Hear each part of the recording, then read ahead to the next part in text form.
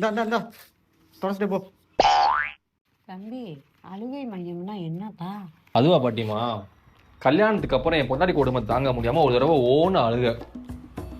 அப்பதான் தோணுச்சு, நமக்கு மட்டும் தான் இந்த பிரச்சனை இருக்கா இல்ல ஊர்ல இருக்க எல்லாத்துக்கும் இந்த பிரச்சனை இருக்கான்னு விசாரிச்சு பார்க்கும்போது தான் தெரியுது ஊர்ல இருக்க எல்லாத்துக்கும் இந்த பிரச்சனை இருக்கு.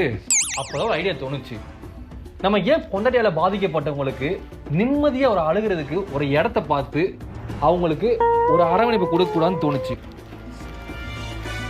அப்படி உருவாக்குனதுதான் இந்த அழுகை மையம். This is my brand. Boss, Chennai customer phone பண்ணாங்க. சென்னையில் எப்போ பிரான்ச் ஓப்பன் பண்ணுறதுன்னு கேட்குறாங்க. இடம் பார்த்துட்டு இருக்கேன்னு சொல்கிறா. கூடிய விரைவில். ஏய், 5 நிமிஷம் பார்த்துக்க, வந்துடுறேன். சரி.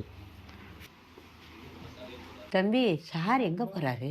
காலையிலேருந்து அண்ணனுக்கு அன்னைக்கும் சண்டை. அதான் உள்ள கொஞ்ச நேரம் அழுக போயிருக்காப்புல.